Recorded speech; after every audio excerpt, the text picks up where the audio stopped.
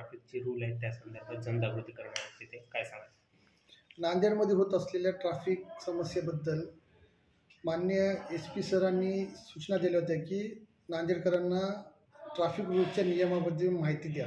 त्यासाठी आम्ही ट्रॅफिक शाखा वजिराबादच्या तर्फे NCC सायन्स कॉलेजच्या NCCच्या विद्यार्थ्यांसह आपण वाहतुकीच्या नियमाचे पालन नाही केल्यास काय होऊ शकतो, काय दंड होऊ शकतो, गुन्हा होऊ शकतो, यासाठी आपण काही फलक तयार केलेले आहेत.